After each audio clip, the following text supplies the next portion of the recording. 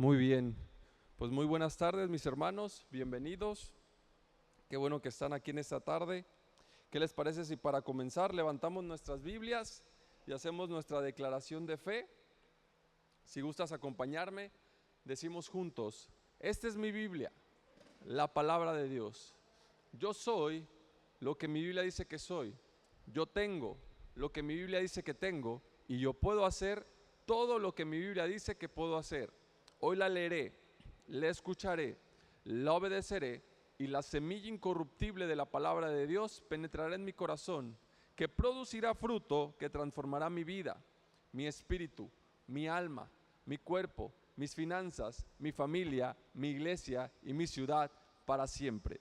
Nunca más seré el mismo, nunca, nunca, nunca. Amén y amén. Muy bien, ¿sí se escucha bien? ¿Se escucha bien desde aquí? ¿Sí? Muy bien. Hoy quiero hablarles acerca del Dios de toda gracia. El Dios de toda gracia. La Escritura nos muestra, nos dice que Dios es justo y santo, ¿cierto? Que Dios es santo y justo, que Él juzga el pecado, o que Él ya ha juzgado el pecado. También nos dice que Él disciplina a sus hijos, ¿sí? Nos dice que Él es justo y santo, que es un Dios que condena o que ha condenado el pecado, y que además, y que además corrige a sus hijos. Pero una de las descripciones, a mi parecer, más auténtica o que mejor define a Dios es esta: como el Dios de toda gracia, ¿sí? El apóstol Pedro era alguien que sabía muy bien acerca de esto, sabía muy bien acerca de que Dios era el Dios de toda gracia, ¿sí? Así que, por ejemplo, tenemos a Pedro que cuando conoce por primera vez a Jesús, dice la Escritura que Jesús estaba predicando a las orillas del mar y que utiliza la barca de Pedro para subirse y empezar a hablar desde ahí. Que después de que despide a la multitud, le dice a Pedro y a otros discípulos que estaban por ahí, que en ese entonces todavía no eran discípulos, pero estaban ahí pescando también junto con Pedro, entre ellos Juan, y les dice que lleven la barca mar adentro y que echen las redes. Seguramente tú has escuchado ya muchas veces acerca de esta historia. Pedro le dice que habían estado pescando toda la noche y que pues no habían pescado nada, ¿no? Que habían estado trabajando toda la noche y que no habían pescado nada. Ahí podemos notar cierta incredulidad de Pedro, ¿no? Cierta duda, como diciendo: Señor, pues nosotros ya hemos estado trabajando toda la noche y no pescamos nada.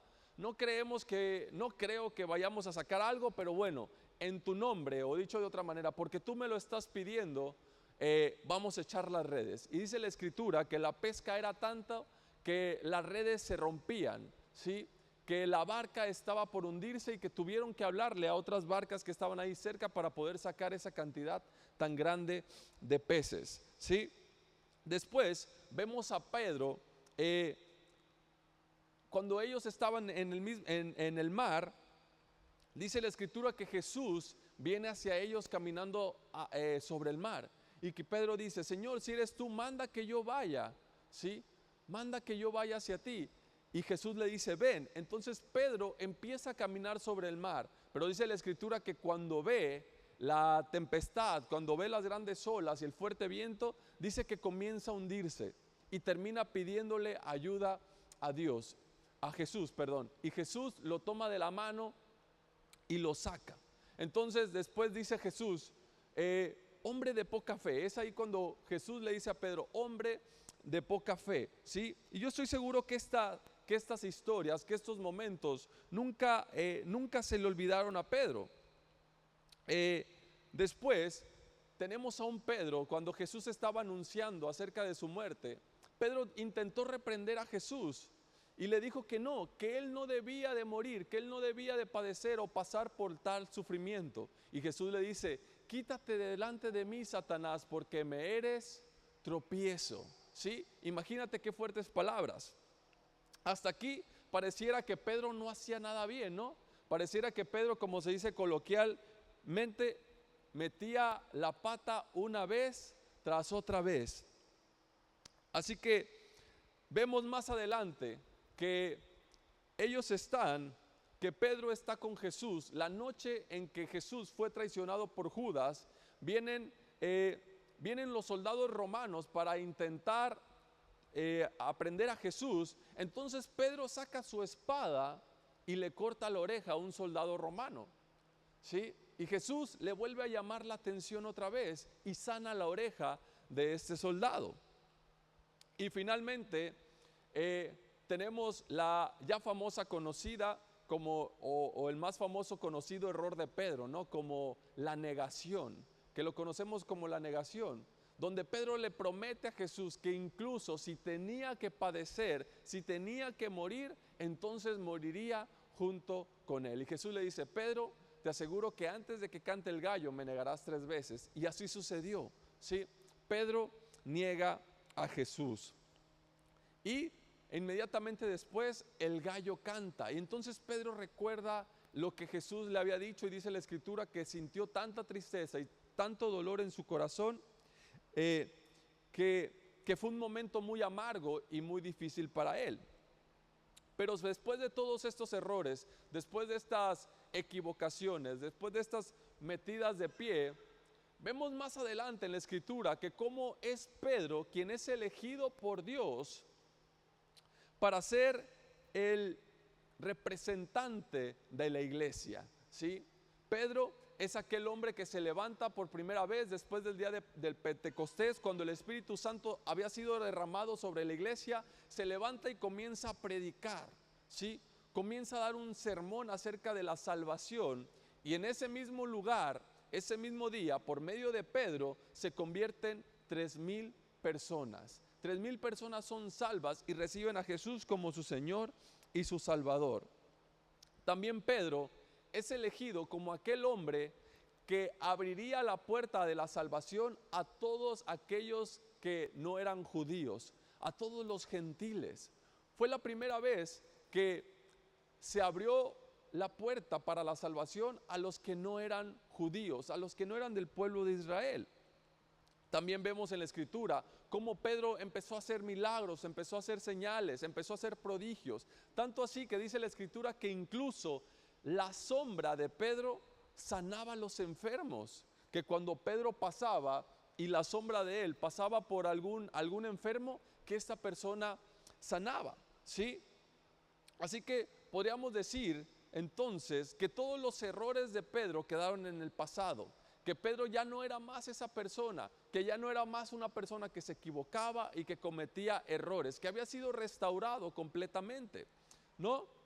Pero tiempo después dice la Escritura que Pedro estaba en Antioquía comiendo con unos gentiles, y que entonces vienen los judíos de la circuncisión, los que hablaban acerca de que también había que circuncidarse, que todavía estaban sujetos un poco a la ley. Y dice la Escritura que Pedro se apartó de los gentiles como para que no lo vieran que Pedro estaba conviviendo con ellos. Entonces Pablo, el apóstol Pablo, se da cuenta de esto y dice que le llama la atención, dice la Escritura, que lo corrige, que le dice que no sea hipócrita, que cómo tenía esa actitud. Si él era alguien que había recibido la gracia, que ahora vivía por gracia, que comía de todo, ¿cómo es posible que ahora tuviera esa actitud, ¿no? Entonces vemos que una vez más el apóstol Pedro se vuelve a equivocar. Pero después nos damos cuenta en la Escritura que es precisamente el apóstol Pedro el que escribe 2 libros, guiado por el Espíritu Santo, escribe 2 libros del Nuevo Testamento. Es decir, Dios lo vuelve a usar, Dios lo sigue usando a pesar de sus errores, a pesar de sus metidas de pie, a pesar de su mal comportamiento, a pesar de la hipocresía, a pesar de que las veces que se ha equivocado, lo sigue usando. Así que no es casualidad que el apóstol Pedro haya escrito en Primera de Pedro, capítulo 5, verso 10, y lo podemos ver por ahí en pantallas. Primera de Pedro, versículo 5, capítulo 5, verso 10, dice: luego de que ustedes hayan sufrido un poco de tiempo, Dios mismo, el Dios de toda gracia, ¿sí? El Dios de toda gracia que los llamó a su gloria eterna en Cristo, los restaurará y los hará fuertes, firmes y estables. Así que no es casualidad que el mismo Pedro llame a Dios como el Dios de toda gracia. ¿Por qué? Porque él mismo había experimentado de primera mano cómo es que a pesar de sus errores, a pesar de sus equivocaciones, Dios le seguía usando, Dios le seguía mostrando su favor.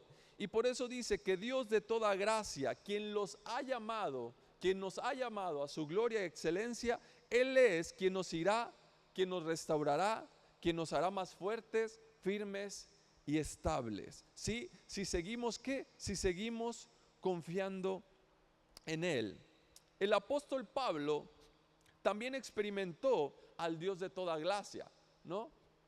Ustedes recuerdan muy bien que el apóstol Pablo era alguien que perseguía a la iglesia, ¿sí? Por causa de él, muchos cristianos, muchos creyentes en ese entonces fueron capturados, fueron echados a la cárcel, algunos murieron. Así que podrías imaginarte que en la mente de Pablo nunca se imaginaría que Jesús o que Dios lo usaría de tal manera como lo hizo, ¿sí? Que probablemente en la mente de cualquier persona, después de haber hecho lo que Pablo hizo, seguramente nunca imaginaría que Dios lo usaría de tal manera.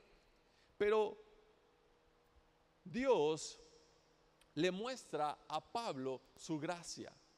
Le muestra a Pablo que Él es el Dios de toda gracia. Y por eso Pablo termina diciendo en Romanos capítulo 5, verso 20, que cuando el pecado abundó, sobreabundó la gracia. ¿Sí? ¿Por qué? Porque Pablo y Pedro experimentaron de primera mano al Dios de toda gracia. Y Pablo termina diciendo, Pedro primero dice que es el Dios de toda gracia. Y Pablo después dice que cuando el pecado abundó, la gracia sobreabundó. Y yo creo que esta palabra, sobreabundar, es una palabra que se ha traducido pero que no le hace honor al verdadero significado de lo que significa sobreabundar o cuando la gracia sobreabunda, ¿sí? Más bien una palabra más acertada sería que la gracia superabundó, ¿sí? Es decir, que no es siquiera que alcanza a rebasar el pecado, sino que lo borra por completo, ¿sí? Lo opaca por completo. Es decir, que la gracia de Dios superabunda en comparación con nuestro pecado. No sé si cuando fuiste a la primaria o la secundaria, llegaste a hacer un experimento donde tomabas un vasito de agua. Yo recuerdo que lo hice en la primaria. Tomabas un vasito de agua y ponías 2 gotitas de tinta negra, ¿sí? 2 gotitas de tinta negra. Inmediatamente después, el agua se volvía color negro por culpa de la tinta, ¿sí? O por causa de la tinta. Todo el agua se volvía color negro solo por 2 gotitas de tinta. Todo el agua ya estaba de color negro. Pero después comenzabas a vertir agua en ese vaso, y conforme el agua fluía en el vaso, conforme entraba más y más agua, entonces el agua se iba esclareciendo nuevamente. ¿Por qué? Porque la tinta había abundado, pero el agua había sobreabundado, ¿sí? Lo mismo pasa con el pecado en nuestras vidas. Cuando hay pecado que mancha nuestras vidas, cuando hay algún pecado, algunos pecados o muchos pecados que lleguen a manchar nuestras vidas, que lleguen a oscurecer nuestro corazón, que lleguen a oscurecer nuestra mente, dice la Escritura que cuando nos exponemos a su gracia, entonces todo comienza a ser limpiado, todo comienza a ser renovado. ¿Por qué? Porque la gracia es más grande, es más poderosa y superabunda, ¿sí? La gracia de Dios superabunda. Así que cuando nuestros errores aumentan, la gracia superabunda. Por eso Dios bendijo a Pedro, no a pesar de sus pecados, sino que no los tomó en cuenta, ¿sí? Porque esa es la manera en que la gracia de Dios opera.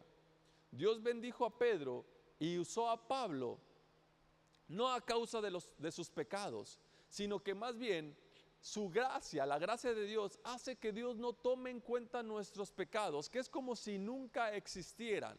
¿Por qué? Por medio de la sangre de Cristo Jesús. Dice la Escritura que la sangre de Cristo borra nuestros pecados, que nos limpia, que nos hace puros, que nos hace justos. Así que no es que Dios nos use o nos quiera bendecir a pesar de nuestros errores, sino que más bien la realidad viene siendo que no hay errores, que no hay pecados. Para Dios ya no hay errores, ya no hay pecados. ¿Por qué? Porque la gracia superabundó. La tinta, el pecado que había manchado nuestras vidas ya no existe más. ¿Por qué? Porque estamos bajo su gracia, una superabundante gracia que fluye y que no le da lugar al pecado. Amén. Así que por esta razón podemos identificarnos con el apóstol Pablo y con el apóstol Pedro. Podemos identificarnos con ellos dos. ¿Por qué? Porque a pesar de nuestros errores, a pesar de que constantemente nos equivocamos, aunque ya tenemos tiempo viniendo a la iglesia, aunque somos creyentes, ¿sí?, aunque conocemos la palabra de Dios de memoria, nos seguimos equivocando, ¿sí? De la misma manera como lo hizo Pedro, de la misma manera como lo ha hecho Pablo. Pero la diferencia es que tenemos la confianza en el Dios de toda gracia. Amén. Así que necesitamos convencernos en nuestros corazones de que Dios es ese Dios, el Dios de toda gracia, de que Él nos bendecirá y nos utilizará, no de acuerdo con lo que podemos ofrecer, sino de acuerdo a su infinita bondad y a sus propósitos que tiene para cada uno de nosotros. ¿Sí?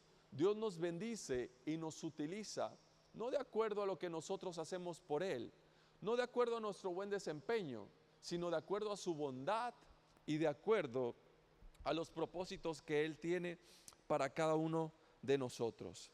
Amén.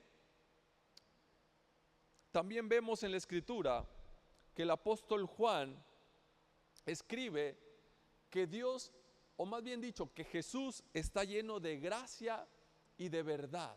¿Sí? Que Jesús está lleno de gracia y de verdad. Acompáñame por favor a Juan capítulo 1,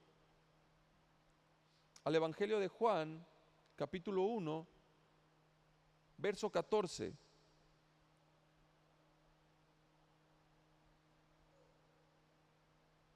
Dice así: el Verbo se hizo hombre. Lo estoy leyendo en la Nueva Versión Internacional. El Verbo se hizo hombre y habitó entre nosotros. Y contemplamos su gloria, la gloria que corresponde al Hijo único del Padre, lleno de gracia y de verdad. Ahora brinquémonos al verso 16. En el verso 16, el apóstol Juan dice que de su plenitud todos recibimos gracia sobre gracia. Verso 17, pues la ley fue dada por medio de Moisés, mientras que la gracia y la verdad nos ha llegado por medio de Jesucristo. Amén. Volvemos al capítulo 16, en la última parte de ese versículo, dice que de Él, que del Padre, que de su plenitud, de la plenitud de Cristo, todos recibimos gracia sobre gracia. Esta palabra, analógicamente, la podemos comparar con las olas del mar que constantemente se están estrellando contra las rocas. ¿Sí? A esto se refiere, o es parte de esta analogía, lo que dice la Escritura aquí, cuando de su plenitud recibimos gracia sobre gracia. Se compara a las olas del mar que constantemente se están estrellando contra la roca, que son constantes, que no paran, que viene una tras otra y nunca terminan ese proceso. De la misma manera tú y yo recibimos esa gracia, gracia sobre gracia. ¿A qué se refiere? A que todavía no estamos terminando, a que todavía no está terminando una bendición de Dios cuando ya nos alcanza otra bendición. Es decir, gracia sobre la gracia. Todavía no se termina una cuando llega la otra. ¿Sí? Así es la gracia de Dios. Así es con la gracia de Dios a través de Cristo, ¿sí? Que está lleno de gracia y de verdad, y que de su plenitud nos ha bendecido. De su plenitud recibimos bendición tras bendición. Una manifestación del inmerecido favor de Dios está terminando cuando de repente llega otra, ¿sí? Cuando de repente llega otra manifestación del favor de Dios. Recibimos una cuando de repente llega otra manifestación del favor de Dios. Así que si Dios es el Dios de toda gracia, si Él está lleno de gracia y de verdad, si de su plenitud recibimos gracia sobre gracia, entonces una buena pregunta podría ser: ¿por qué entonces no experimentamos más frecuentemente esta fuente inagotable de la gracia de Dios? ¿Sí? ¿Te ha pasado? Yo sé que no voy a hablar por ustedes, pero voy a hablar por mí. Y yo sé que a pesar de que he escuchado y he estudiado y he creído en la gracia de Dios, muchas veces he sentido como que no estoy disfrutando o que no he recibido esta manifestación de la gracia de Dios. Y yo leo en las Escrituras que Dios es un Dios de gracia, que Dios es un Dios generoso, que Él ha suplido todas nuestras necesidades, ¿sí? Que de su plenitud todos recibimos gracia sobre gracia, ¿sí? Que dice la Escritura que Él nos ha bendecido con toda bendición espiritual en los lugares celestiales. Y yo a veces me pregunto, pero ¿por qué entonces no siento que esté experimentando esta fuente inagotable de bendición y de gracia de parte de Dios? Así que hoy quiero hablarte acerca de dos cosas por las que muchas veces no experimentamos, ¿sí?, esta fuente inagotable, al Dios de toda gracia, la gracia sobre gracia. En primer lugar, es nuestra frecuente percepción equivocada de que Dios exige nuestro mayor esfuerzo para poder bendecirnos, ¿sí? Tenemos esta percepción equivocada acerca de Dios, ¿sí? Dicho de otra manera, que Dios es bueno con nosotros si nosotros somos buenos con Él, o si nosotros somos buenas personas, ¿sí? Hace algunas, me parece que fue la semana pasada, te hablaba acerca de un Dios generoso, de cómo Dios es generoso y que en su naturaleza es ser generoso con nosotros, ¿sí? Que en su naturaleza está darnos, sin esperar nada a cambio, sin esperar nuestro buen desempeño, nuestro buen comportamiento. Pero muchas veces, a pesar de que lo sabemos, a pesar de que lo hemos escuchado, la realidad es que muchas veces tenemos esta percepción equivocada de Dios y que creemos que solamente Dios va a ser bueno con nosotros hasta que nosotros seamos buenos con Dios, hasta que nosotros tengamos un buen comportamiento. No olvidemos que el primer ataque de Satanás al ser humano fue precisamente esto: atacó o hizo dudar a Adán y a Eva acerca de la bondad de Dios, acerca de la generosidad de Dios. ¿Sí? Tú recuerdas bien la historia cuando Adán y Eva, o cuando Eva tienen esta conversación con la serpiente, y Eva le dice a Satanás que Dios les ha dicho que pueden comer de cualquier fruto del huerto excepto del árbol del conocimiento del bien y del mal, que porque si comían de ese árbol ciertamente morirían. Y Satanás, ¿qué le dice? No es cierto, eso no es cierto. Dios no quiere que coman de ese árbol porque entonces serán como Dios, ¿sí? ¿Qué le hizo la serpiente a Eva? Le estaba haciendo dudar acerca de la bondad de Dios. ¿Por qué? Porque Dios le estaba protegiendo, Dios los estaba cuidando.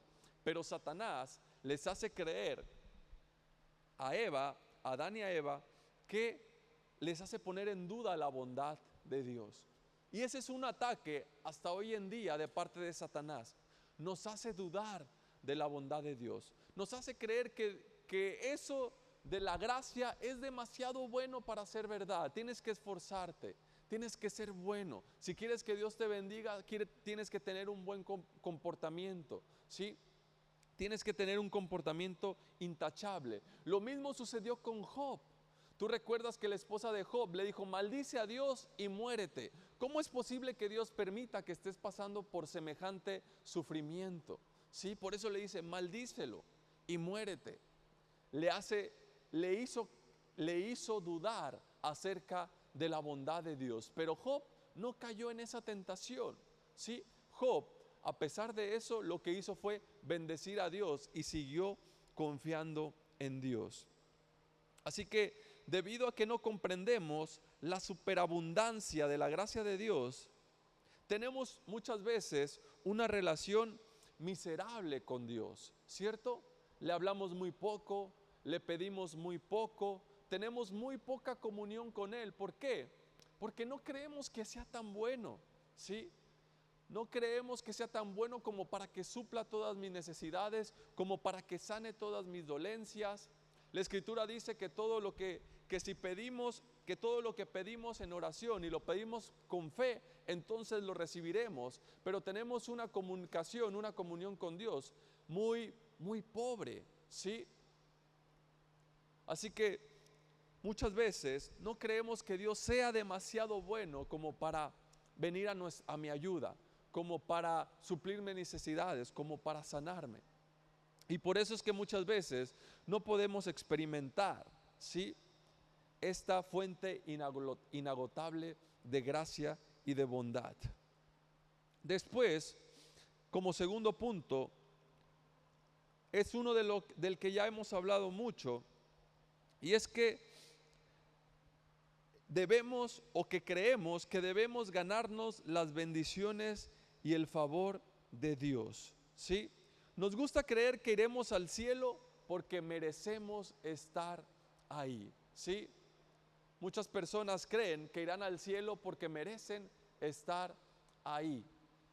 Otras personas creen que no necesitan la iglesia, que no necesitan de Dios. ¿Por qué? Porque se sienten buenas personas, porque no sienten que son malas personas. La iglesia, Dios solo son para las malas personas. Yo soy buena persona, creo que no lo necesito, ¿sí? O intentamos ganarnos el favor y la bendición de Dios. ¿Por qué? Porque nos gusta, no, porque en primer lugar te decía, no creemos que Dios sea demasiado bueno como para bendecirnos, como para darnos, como para suplirnos, sin nosotros hacer nada a cambio, sin nosotros hacer nada por Él. Por eso es que queremos ganarnos las bendiciones y el favor, ¿sí?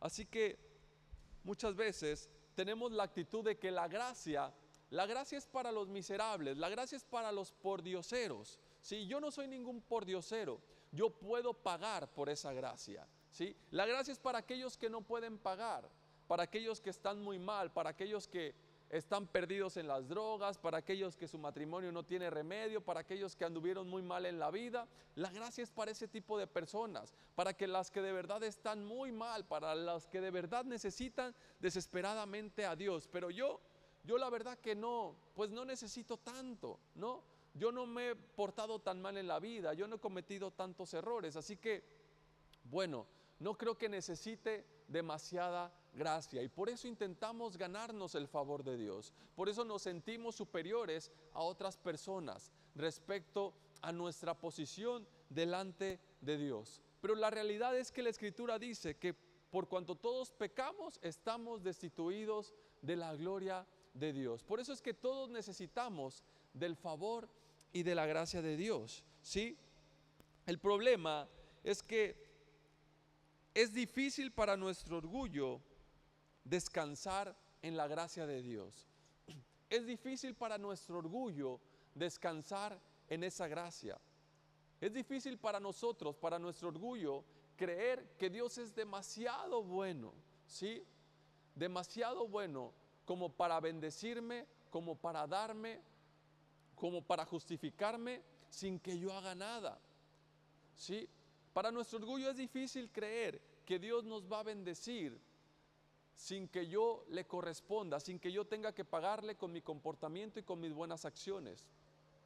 Hace poquito estaba viendo la historia acerca de un boxeador que era muy famoso en su país, en Argentina, pero su sueño era ser reconocido a nivel mundial y pelear contra el más grande boxeador de la historia de los pesos pesados, Mohamed Ali, ¿sí? Así que este boxeador un día estaba cenando con su esposa en un restaurante y de repente el mesero se acerca y le trae una botella de champán y le dice: el señor de la mesa le manda esta botella de champán. Así que él, en un tono arrogante, le dice al mesero que no quiere la botella, que si él quisiera comprar una botella de champán, él tiene el dinero suficiente para comprarlo, que por favor se la regresara. Así que el mesero, pues apenado, hace lo que el boxeador le dice y se retira. Minutos después, esta persona que le había mandado la botella de champán se acerca a él y le dice: disculpe, campeón, no era mi intención molestarle. Me presento, mi nombre es fulano de tal y soy promotor, soy promotor de boxeo.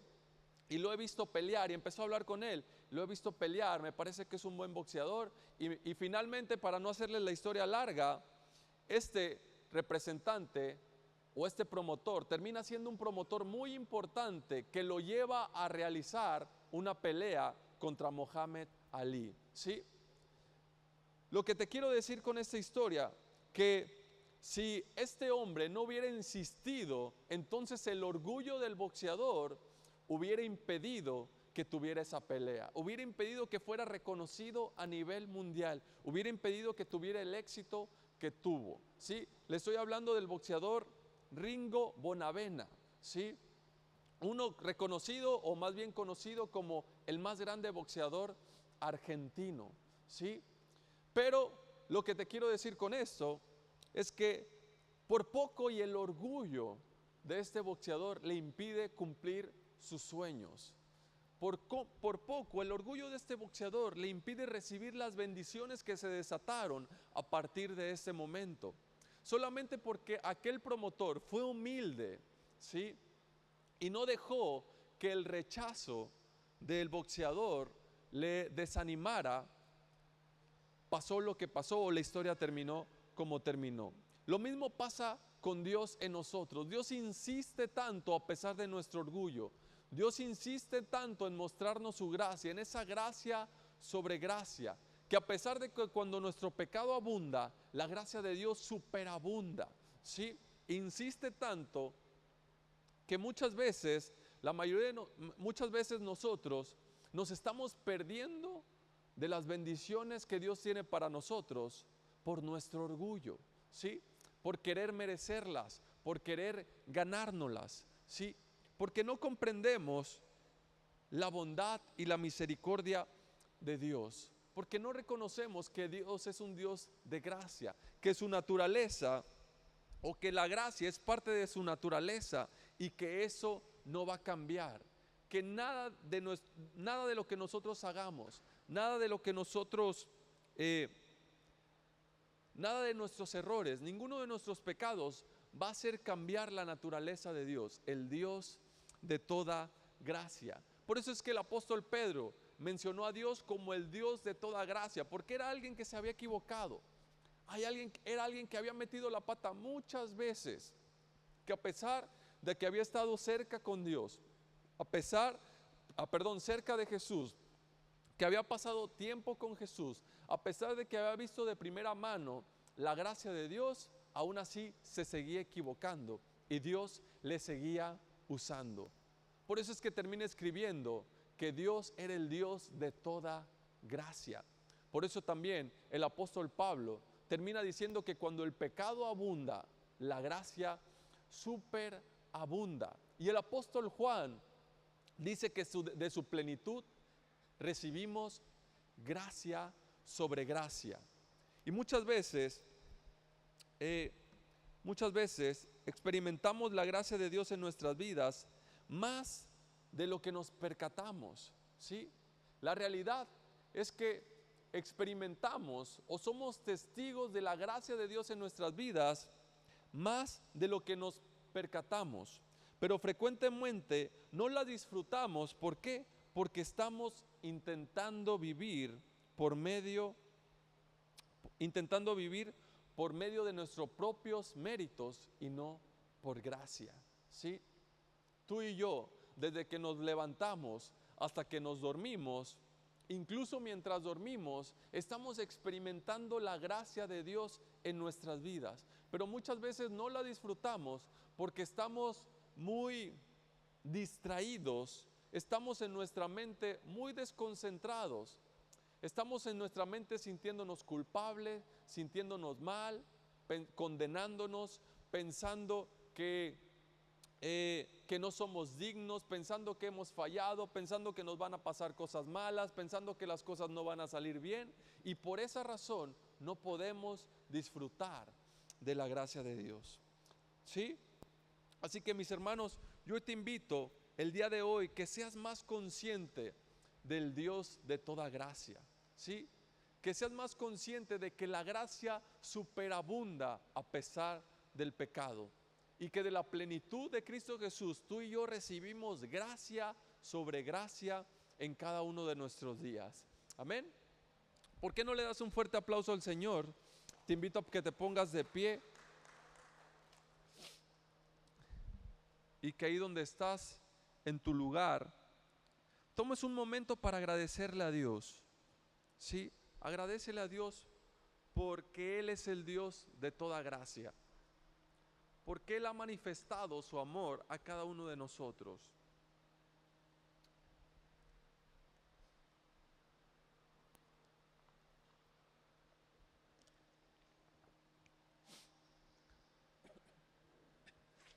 Señor, te damos gracias en esta tarde. Gracias por tu presencia. Gracias, Señor, porque a pesar de nuestros errores, a pesar de nuestras fallas, a pesar de que nosotros hemos sido muchas veces infieles, tú sigues siendo fiel. Gracias porque eres el Dios de toda gracia, que cuando nuestros errores, nuestros pecados abundan, tu gracia superabunda. Porque tu gracia fluye en nuestras vidas como una cascada que no se detiene, como una cascada de bendición que borra todo pecado, que borra toda mancha. Gracias, Señor, porque de tu plenitud recibimos gracia sobre gracia. Gracias, Padre, por tu bondad. Gracias, Señor, por tu misericordia. Gracias porque tú sigues usándonos a pesar de nuestros errores. Gracias porque tú no tomas en cuenta nuestra maldad, nuestros pecados.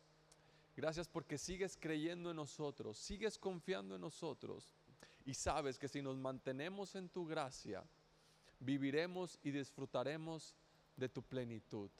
Gracias porque eres un Dios lleno de gracia y de verdad. A partir de ahora creemos que viviremos en esa gracia, que estamos bajo la gracia y no bajo la ley, que no nos sentiremos más condenados, que no permitiremos que el enemigo sabotee nuestro futuro, no permitiremos caer en la trampa del enemigo, haciéndonos creer que no eres tan bueno, haciéndonos creer que debemos ganarnos las bendiciones, que debemos ganarnos tu favor, y que a partir de ahora solamente confiaremos en tu bondad, en tu misericordia, y que en tu gracia superabundante. En el nombre de Cristo Jesús, amén y amén. ¿Por qué no le das otro fuerte aplauso al Señor?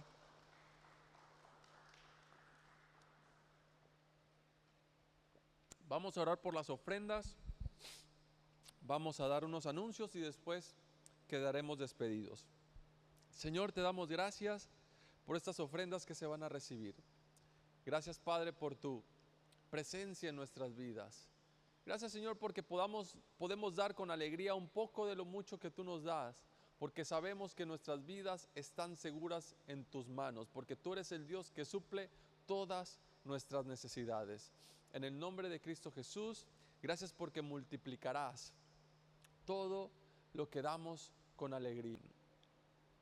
Muy bien, pues mientras pasan por ahí con las ofrendas, me parece que todos somos de casa, ya conoces los horarios, los días de... Así que pues creo que no hay mucho que decir. No sé si habrá algún otro anuncio, pastora. ¿No? ¿Todo bien? De alabanza, sábados por la tarde, 4:30. El grupo terminan por ahí de pasar con las ofrendas. ¿Qué les parece si nos... Todo igual, miércoles, domingo, 10 de la mañana, 6 de la tarde. El grupo de alabanza, sábados por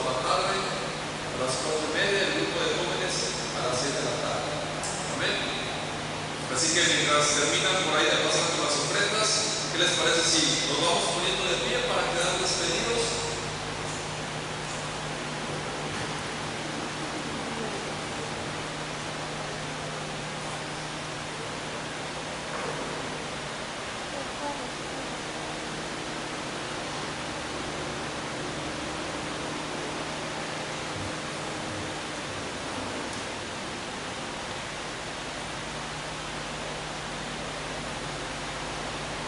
Si gustan levantar tus manos y decir junto conmigo: que la gracia de nuestro Señor Jesucristo, el amor del Padre, la comunión del Espíritu Santo sea sobre cada uno de nosotros.